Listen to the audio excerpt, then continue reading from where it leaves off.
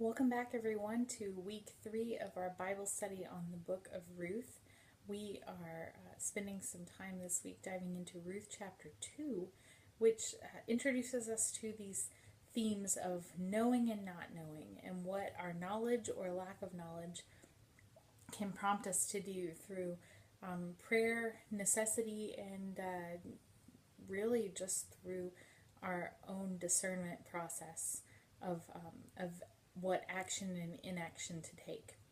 We begin in Ruth chapter 2 with verse 1, which tells us about this character Boaz. There's a man related to Naomi's late husband Elimelech, who it says is a righteous man and respectable, and his name is Boaz. Now, of course, if you've already read through the entire book of Ruth, you know the role that Boaz has to play. But at this point in the story, Ruth and Naomi do not remember that this man is a relative or know anything about him before their encounters with him. And yet the narrator wants us to know on the front end, this man is righteous. It's important that you know this man can be trusted. So what we know going in is not what they know in experience, but God still continues to move them through this process of regaining their wholeness. As we read into the rest of this book, you hear about what happens when Naomi kind of gets out of the funk she's been in. She has been grieving and struggling, and rightly so. But as she's arrived home, reality kind of sinks in. There's no funeral dishes left to feast on. There's no charity left to be found. It's time that they put their own two hands into action and figure out what can be done to sustain their livelihood. Naomi recalls the Israelite law about gleaning. Gleaning is a process of going behind the farmers and cleaning up what's left of their harvest. So in Israelite law, the farmers were actually instructed not to clear the entirety of their fields, not to go back and pick up the leftovers, but to let the poorest among them, who are most able, come behind and clean it up. Now, why is that? Well, as many of you know, it's hard to ask for help. I mean, in life, it's hard to ask for help.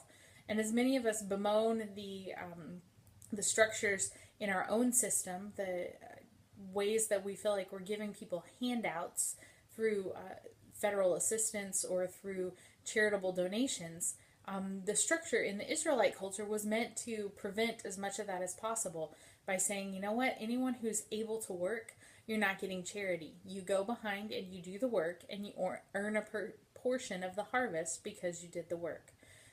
So anyone who had needs came behind the farmers and cleaned up all that was left of the food they were harvesting, or the crops they were harvesting in that season. So this is what Ruth began to do. And as she was working diligently in this field, the man that we were just introduced to, Boaz, recognizes a woman who he's never really seen before. And we don't know if he's drawn to her out of her beauty, or drawn to her out of her innocence, or her industrious nature, or just simply her strangeness. Recall with me, if you will, that Ruth is a Moabite, so there's a chance that she visually looks different than the majority of the people in Israel as well. But Boaz recognizes that this is someone he doesn't know. So he asks his workers and his foreman, who is this?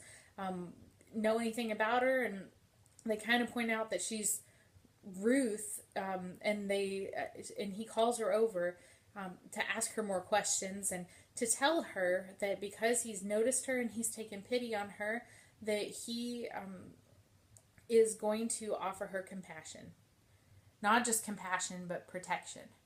Boaz then proceeds to tell her how to stay safe while she's harvesting, to stay safe from what might have been the licentious type of comments coming out of the mouths of his crew before she walked over.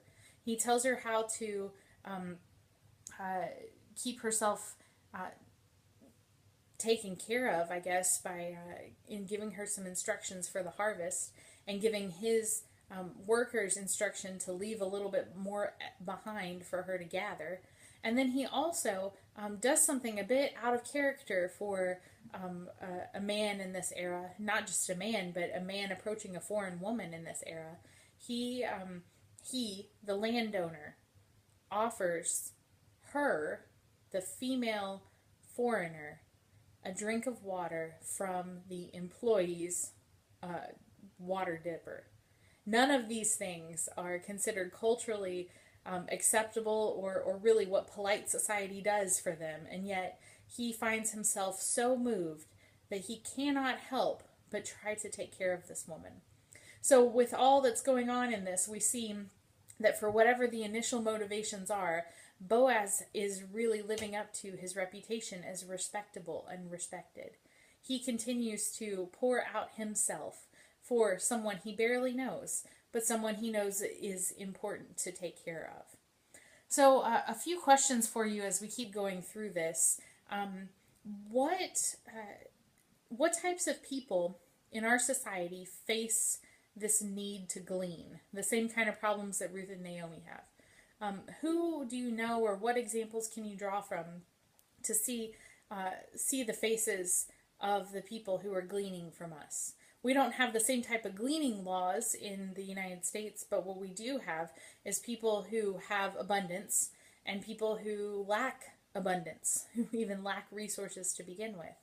And how do you see that gap being closed in terms of your Christian life and the realities in your world?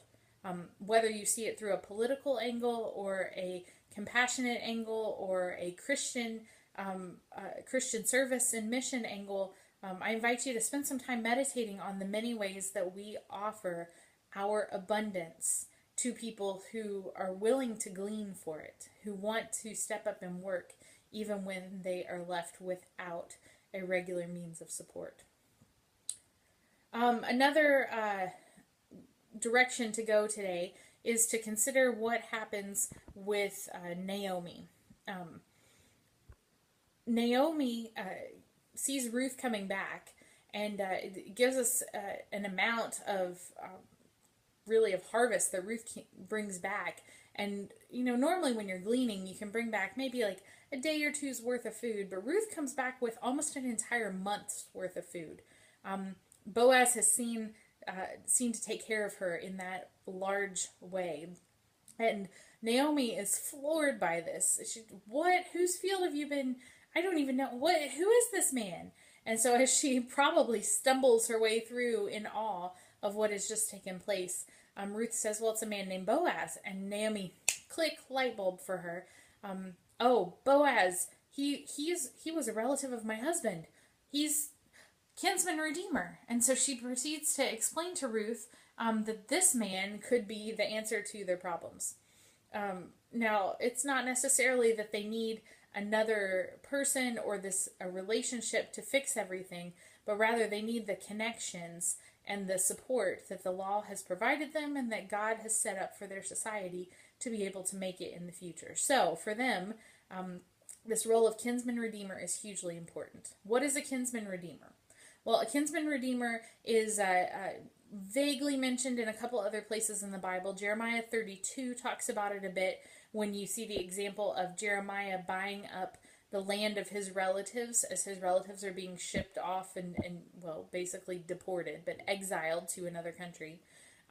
You hear a little bit about it in Leviticus chapter 25 as the laws of the nation are set up, but it's not mentioned in great detail in Scripture, except that in the book of Ruth, the society that they're operating in culturally has practiced this act of kinsman redeemer. So a kinsman redeemer is someone who's related to a family, who when the male line of that family can no longer claim their land, this person comes in and claims their assets, so that it's kind of like preserving the family name and the family farm and the family legacy, if you will. So whether that be their business that they own, their land that they own, their livestock, and their responsibility is to take care of any remaining family members who have no one else to care for them. So oftentimes the kinsman redeemer will marry into the family as needed. That's usually happens if they're a brother of the deceased male. It doesn't typically happen very far beyond that brotherly relationship. But in this instance, with both Naomi and Ruth being widows and there being no one else around to rescue it, it looks like Ruth is going to be married off as a part of this redeeming process. So the kinsman redeemer, what they do is after the family has lost control through poverty, war, or death, they go to the city gates to reclaim the property and keep it from having to be sold off or dispersed to another family. All right, so even though Ruth doesn't fit any of the specific situations that we hear in other books of the Bible, evidently that this is how they operate in their local culture. So Naomi kind of talks her into following through in this process, and we'll see next week in more detail how exactly this plays out. But at this point, what we do know is that both Naomi and Boaz are playing a role as God's agents of redemption.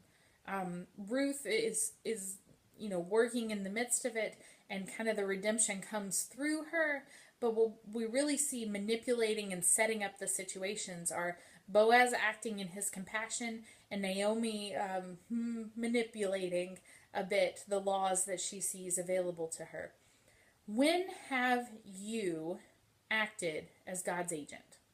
When have you been a part of bringing the redemptive love of God and the mercy and grace of Jesus Christ into the life of another?